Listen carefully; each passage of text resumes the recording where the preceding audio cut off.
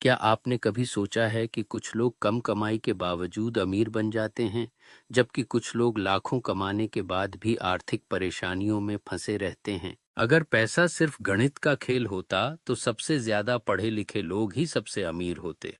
लेकिन वास्तविक दुनिया में ऐसा नहीं होता। हम रोज देखते हैं कि कई बुद्धिमान लोग गलत आर्थिक फैसले लेते हैं, जबकि कुछ साधारण लोग धीरे धीरे बड़ी संपत्ति बना लेते हैं। इसका कारण यह है कि पैसा सिर्फ संख्याओं का खेल नहीं है। पैसा भावनाओं, आदतों, व्यवहार और मनोविज्ञान का खेल है। आज हम जिस किताब की बात करने जा रहे हैं, उसने दुनिया भर के लाखों लोगों की पैसे के प्रति सोच बदल दी है। यह किताब हमें सिखाती है कि अमीर बनने के लिए केवल अधिक कमाना जरूरी नहीं है, उससे भी ज्यादा जरूरी है सही तरीके से सोचना, सही निर्णय लेना और अपने व्यवहार को समझना। लेखक बताते हैं कि वित्तीय सफलता का संबंध आपकी बुद्धिमत्ता से कम और आपके व्यवहार से अधिक है। आप कितने स्मार्ट हैं, यह महत्वपूर्ण नहीं है। महत्वपूर्ण यह है कि आप अपने पैसे के साथ कैसा व्यवहार करते हैं। इस वीडियो में हम जानेंगे कि लोग पैसे के मामले में सबसे बड़ी गलतियां क्यों करते हैं, अमीर और धनवान होने में क्या अंतर है, किस तरह छोटी आदतें करोड़ों की संपत्ति बना सकती हैं, और क्यों धैर्य किसी भी निवेशक का सबसे शक्तिशाली हथियार होता है। वीडियो के अंत तक आप पैसे को बिल्कुल अलग नजरिए से देखेंगे। तो चलिए शुरू करते हैं पहली और सबसे महत्वपूर्ण सीख से। अध्याय 8। हर व्यक्ति की पैसे की कहानी अलग होती है। लेखक कहते हैं कि जब हम किसी व्यक्ति के आर्थिक फैसलों को देखते हैं, तो अक्सर हमें वे फैसले गलत लगते हैं। लेकिन समस्या यह है कि हम उसकी पूरी कहानी नहीं जानते। मान लीजिए दो लोग शेयर बाजार के बारे में बिल्कुल अलग राय रखते हैं। एक व्यक्ति जोखिम लेने के पक्ष में है, जबकि दूसरा उससे बचना चाहता है। पहली नजर में हमें लग सकता है कि उनमें से कोई एक गलत है, लेकिन वास्तव में दोनों अपने अपने अनुभवों के आधार पर निर्णय ले रहे होते हैं। जिस व्यक्ति ने बचपन में आर्थिक संकट देखा हो, नौकरी छूटते हुए देखी हो या अपने परिवार को संघर्ष करते हुए देखा हो, उसके लिए सुरक्षा सबसे महत्वपूर्ण होगी। दूसरी ओर, जिसने आर्थिक विकास और अवसरों के दौर में जीवन बिताया हो, वह जोखिम लेने में अधिक सहज होगा। यही कारण है कि पैसा केवल गणित का विषय नहीं है। ये हमारे अनुभवों, डर, उम्मीदों और यादों से जुड़ा हुआ है। हम सभी अपने व्यक्तिगत अनुभवों के कैदी होते हैं। हम दुनिया को वैसे नहीं देखते जैसी वह है। हम दुनिया को वैसे देखते हैं जैसा हमने उसे अनुभव किया है। जब आप ये समझ जाते हैं, तो आप दूसरों के आर्थिक निर्णयों को बेहतर तरीके से समझ पाते हैं और स्वयं भी अधिक संतुलित निर्णय लेने लगते हैं। लेखक की पहली सीख बहुत स्पष्ट है। यदि आप धनवान बनना चाहते हैं, तो केवल आर्थिक सिद्धांत मत सीखिए। अपने व्यवहार और अपनी मानसिकता को भी समझिए, क्योंकि अंततः पैसा आपके बैंक खाते में नहीं, बल्कि आपके दिमाग में जीता या हारता है। अध्याय 2। सफलता में किस्मत और जोखिम का बड़ा योगदान होता है। हम अक्सर सफल लोगों की कहानियां सुनते हैं। हम देखते हैं कि किसी व्यक्ति ने एक कंपनी शुरू की, कठिन मेहनत की और अरबपति बन गया। फिर हम ये निष्कर्ष निकाल लेते हैं कि अगर हम भी वही कदम उठाएंगे, तो हमें भी वही परिणाम मिलेंगे। लेकिन लेखक कहते हैं कि यह सोच अधूरी है। हर सफलता की कहानी में मेहनत, कौशल और समझदारी के साथ साथ किस्मत का भी योगदान होता है। इसी तरह हर असफलता केवल मूर्खता का परिणाम नहीं होती।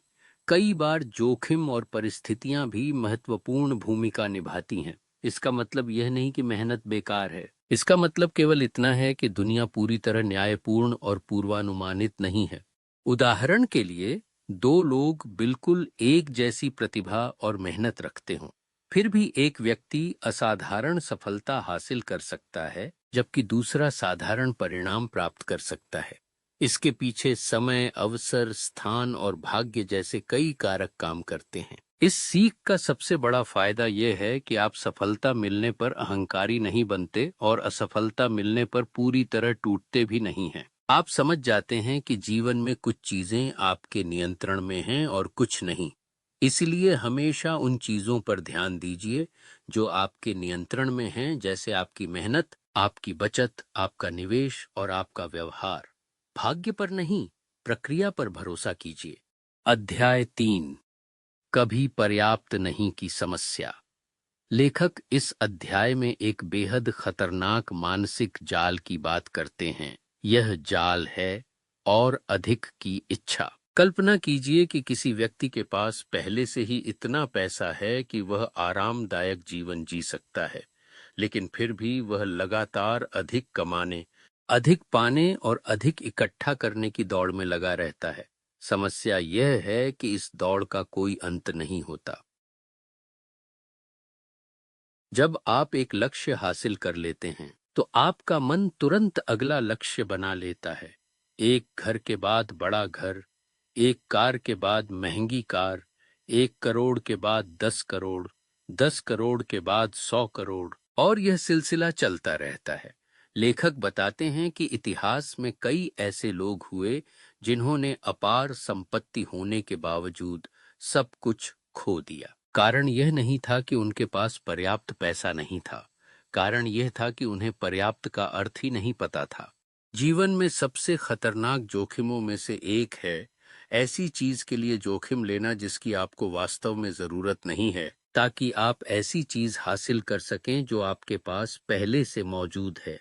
यह सीख सुनने में सरल लग सकती है, लेकिन इसका प्रभाव बहुत गहरा है। यदि आप यह तय कर लें कि आपके लिए पर्याप्त क्या है, तो आप अनावश्यक जोखिमों से बच सकते हैं। आपको हर अवसर के पीछे भागने की जरूरत नहीं पड़ेगी। आपको हर किसी से तुलना करने की जरूरत नहीं पड़ेगी।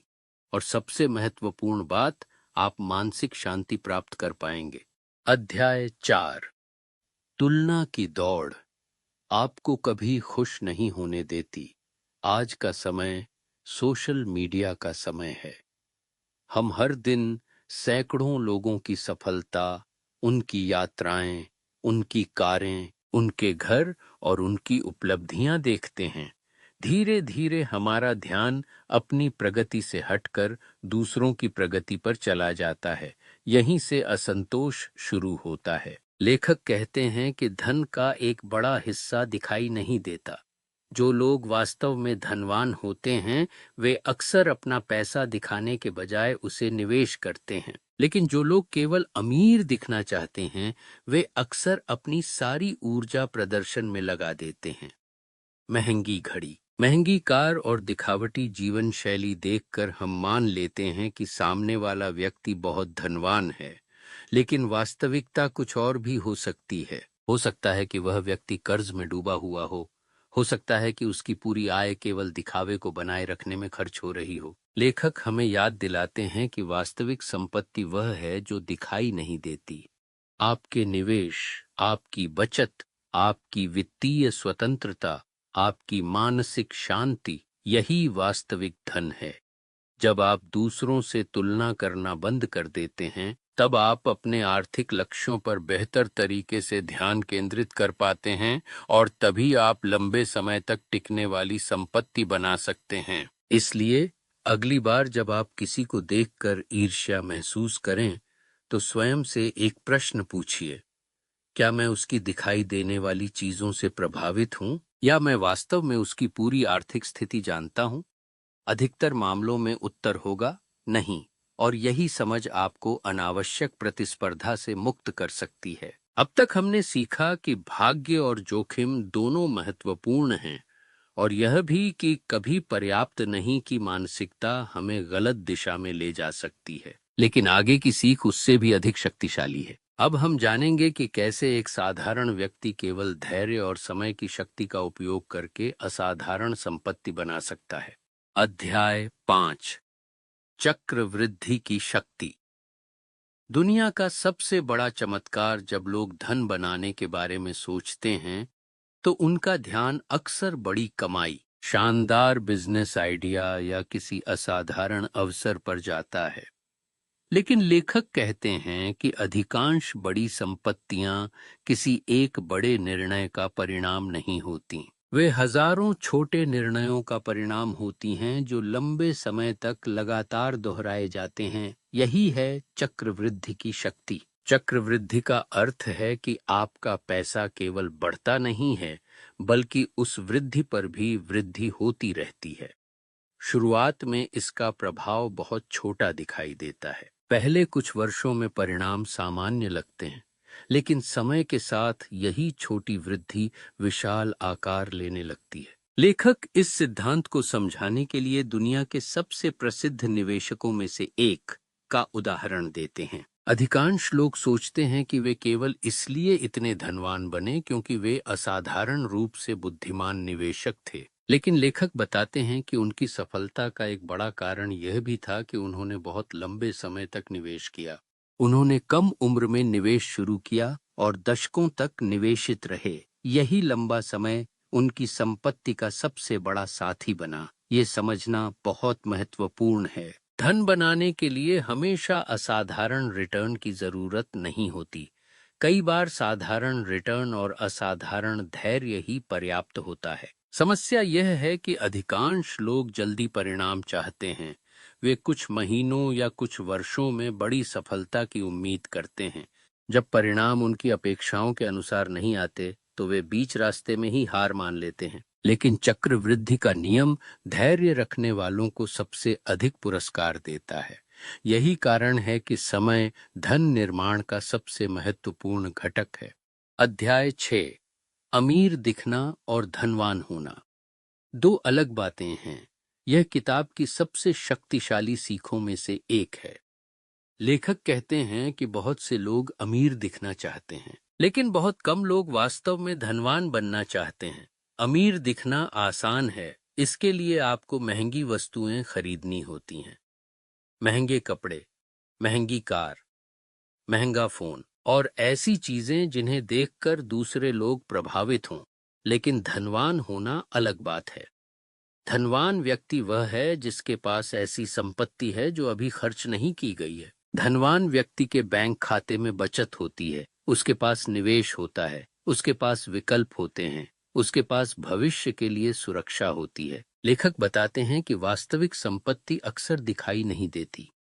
जब आप किसी व्यक्ति को महंगी कार चलाते देखते हैं, तो आप केवल ये जानते हैं कि उसने कार खरीदी है। आप ये नहीं जानते कि उसके पास कितनी बचत है, कितना निवेश है या कितना कर्ज है। इसीलिए बाहरी दिखावे को धन का प्रमाण मानना एक बड़ी गलती है। सबसे अमीर दिखने वाला व्यक्ति जरूरी नहीं कि सबसे धनवान भी हो। अध्याय 7, बचत की आदत आय से अधिक महत्वपूर्ण है। अधिकांश लोग मानते हैं कि अधिक धनवान बनने के लिए अधिक कमाना जरूरी है, लेकिन लेखक बताते हैं कि केवल अधिक कमाई पर्याप्त नहीं है। यदि आपकी आय बढ़ती जाती है और आपके खर्च भी उसी गति से बढ़ते जाते हैं, तो आपकी आर्थिक स्थिति में बहुत अधिक सुधार नहीं होगा। वास्तविक अंतर बचत पैदा करती है। बचत आपको सुरक्षा देती है, बचत आपको अवसर देती है, बचत आपको कठिन समय में मजबूत बनाए रखती है, और सबसे महत्वपूर्ण बात, बचत आपको स्वतंत्रता देती है। लेखक कहते हैं कि बचत केवल आय का परिणाम नहीं है, यह व्यवहार का परिणाम है। इतिहास में ऐसे अनेक लोग हुए हैं जिन्होंने सामान्य आय होने के बावजूद बड़ी संपत्ति बनाई, और ऐसे भी लोग हुए हैं जिन्होंने बहुत अधिक कमाने के बावजूद कुछ नहीं बचाया। यही कारण है कि आर्थिक सफलता का संबंध केवल आय से नहीं बल्कि आदतों से है। अध्याय 8, वित्तीय स्वतंत्रता का वास्तविक अर्थ। जब अधिकांश लोग धन के बारे में सोचते हैं, तो उनके मन में महंगी वस्तुओं की तस्वीर आती है। लेकिन लेखक कहते हैं कि पैसे की सबसे बड़ी शक्ति कुछ खरीदने की क्षमता नहीं है। पैसे की सबसे बड़ी शक्ति है आपको अपना समय नियंत्रित करने की क्षमता देना। कल्पना कीजिए कि आपके पास इतना धन हो कि आप केवल इसलिए कोई काम न करें क्योंकि आपको मजबूरी है। आप वह काम चुन सकें जो आपको वास्तव में पसंद हो। आप अपने परिवार के साथ समय बिता सकें, आप अपनी रुचियों को आगे बढ़ा सकें, आप अपने जीवन के महत्वपूर्ण निर्णय स्वयं ले सकें। यही वास्तविक वित्तीय स्वतंत्रता है। धन का अंतिम उद्देश्य केवल अधिक वस्तुएं खरीदना नहीं होना चाहिए। धन का उद्देश्य होना चाहिए अधिक स्वतंत्रता, अधिक विकल्प, अधिक शांति और अपने जीवन पर अधिक नियंत्रण। यही वह चीज है जिसे अधिकांश लोग अनदेखा कर देते हैं। वे पैसे को लक्ष्य बना लेते हैं, जबकि वास्तव में पैसा केवल एक साधन है। उस साधन का उद्देश्य है आपको वह जीवन देना जो आप जीना चाहते हैं। अब तक हमने समझा कि चक्रवृद्धि कैसे काम करती है, बचत क्यों आवश्यक है और वास्तविक धन का अर्थ क्या है।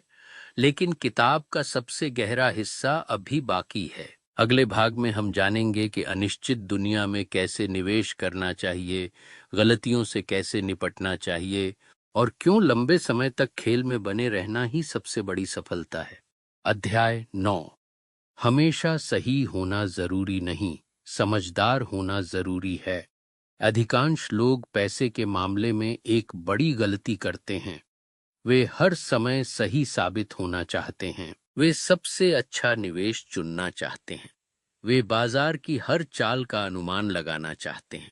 वे हर अवसर का अधिकतम लाभ उठाना चाहते हैं। लेकिन लेखक कहते हैं कि वास्तविक जीवन में पूर्णता की तलाश अक्सर नुकसान पहुंचाती है, क्योंकि भविष्य को कोई भी पूरी तरह नहीं जान सकता। दुनिया लगातार बदल रही है, नई तकनीकें आती हैं, नई समस्याएं पैदा होती हैं, अर्थव्यवस्था बदलती है, सरकारें बदलती हैं, बाजार बदलते हैं। ऐसी स्थिति में हर समय पूरी तरह सही निर्णय लेना लगभग असंभव है। इसलिए लेखक सलाह देते हैं कि सही बनने की बजाय समझदार बनने की कोशिश कीजिए। समझदार व्यक्ति यह स्वीकार करता है कि वह सब कुछ नहीं जानता।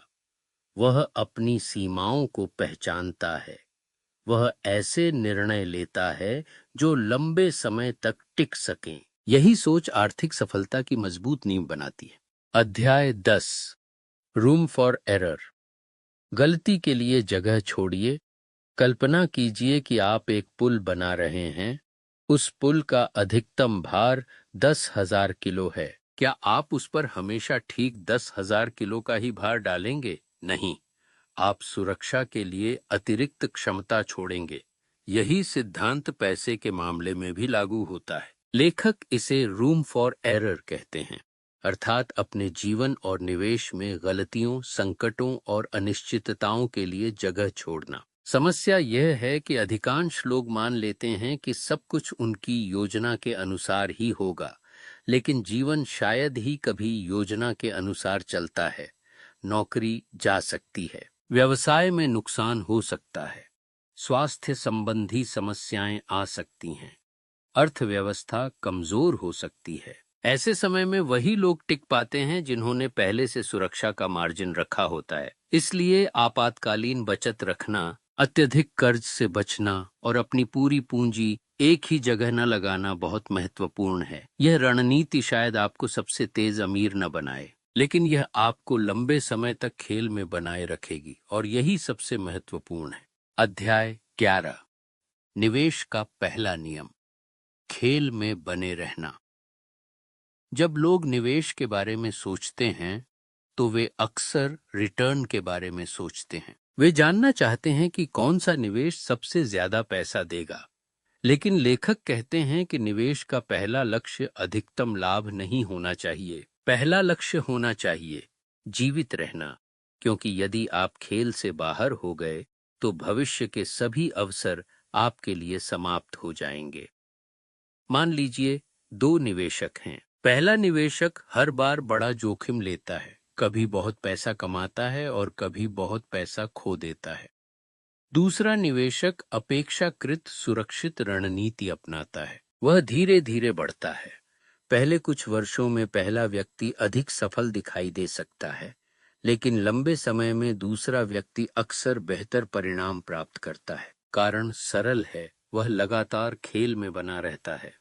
धन निर्माण कोई छोटी दौड़ नहीं है, यह कई दशकों तक चलने वाली मैराथन है। इसलिए आपका उद्देश्य सबसे तेज दौड़ना नहीं होना चाहिए, आपका उद्देश्य अंत तक दौड़ में बने रहना होना चाहिए।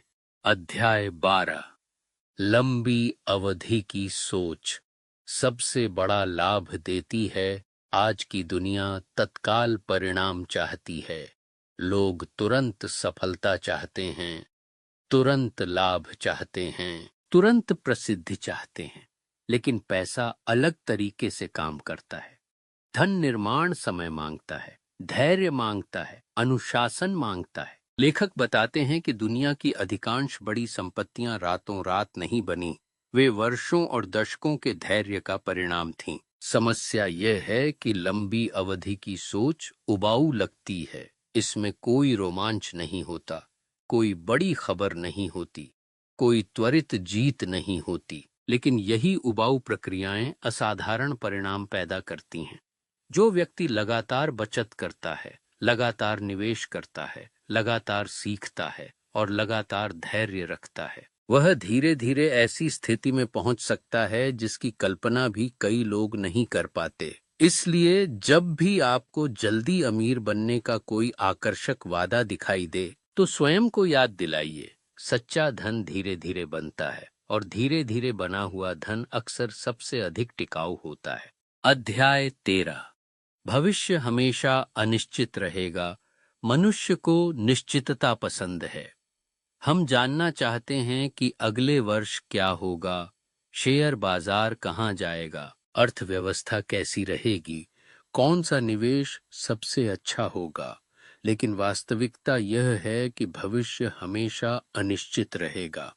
लेखक कहते हैं कि सफल लोग भविष्य की भविष्यवाणी करने की कोशिश कम करते हैं, वे भविष्य के लिए तैयार रहने की कोशिश अधिक करते हैं। यही बड़ा अंतर है। भविष्य को नियंत्रित नहीं किया जा सकता, लेकिन उसके लिए तैयारी की जा सकती है, और यही तैयारी आपको मजबूत बनाती है। यही कारण है कि समझदारी, धैर्य और सुरक्षा का मार्जिन अक्सर भविष्यवाणी से अधिक मूल्यवान साबित होता है। अब किताब की अंतिम और सबसे महत्वपूर्ण सीखें बाकी हैं। अगले भाग में हम जानेंगे कि लेखक के अनुसार धन, खुशी, स्वतंत्रता और एक अच्छे जीवन के बीच क्या संबंध है और इस पूरी किताब का सबसे बड़ा संदेश क्या है। अध्याय 14। धन का सबसे बड़ा लाभ। स्वतंत्रता। पूरी किताब में लेखक बार बार एक बात पर जोर देते हैं। लोग अक्सर सोचते हैं कि पैसा उन्हें महंगी चीजें खरीदने के लिए चाहिए, लेकिन वास्तविकता इससे कहीं अधिक गहरी है। पैसे का सबसे बड़ा लाभ ये नहीं है कि आप क्या खरीद सकते हैं। पैसे का सबसे बड़ा लाभ ये है कि आप क्या चुन सकते हैं। जब आपके पास पर्याप्त आर्थिक सुरक्षा होती है, तो आप अपने जीवन के निर्णय स्वयं ले सकते हैं। आप केवल वे काम नहीं करते जो मजबूरी में करने पड़ते हैं। आप वे काम भी चुन सकते हैं जो आपको वास्तव में पसंद हैं। आप अपने परिवार को समय दे सकते हैं। आप अपनी रुचियों पर काम कर सकते हैं। आप अपने जीवन की दिशा स्वयं तय कर सकते हैं। लेखक के अनुसार यही वास्तविक सफलता है। धन का उद्देश्य केवल धन इकट्ठा करना नहीं है। धन का उद्देश्य अधिक स्वतंत्रता प्राप्त करना है। अध्याय 15। खुशी और धन का संबंध। बहुत से लोग मानते हैं कि अधिक पैसा अपने आप अधिक खुशी लेकर आएगा, लेकिन लेखक बताते हैं कि कहानी इतनी सरल नहीं है। पैसा कुछ समस्याओं को हल कर सकता है, यह सुरक्षा दे सकता है, यह तनाव कम कर सकता है, यह विकल्प प्रदान कर सकता है, लेकिन पैसा अकेले खुशी की गारंटी नहीं देता। कई लोग अत्यधिक धनवान होने के बावजूद असंतुष्ट रहते हैं। दूसरी ओर कुछ लोग सीमित संसाधनों के साथ भी संतुष्ट जीवन जीते हैं। अंतर केवल बैंक बैलेंस का नहीं होता, अंतर मानसिकता का होता है। यदि आपके पास पर्याप्त की स्पष्ट परिभाषा नहीं है, तो दुनिया का कोई भी धन आपको संतुष्ट नहीं कर सकता। इसलिए लेखक हमें सिखाते हैं कि धन के साथ साथ संतोष भी विकसित करना आवश्यक है, क्योंकि बिना संतोष के सफलता भी अधूरी लगने लगती है। अध्याय 16।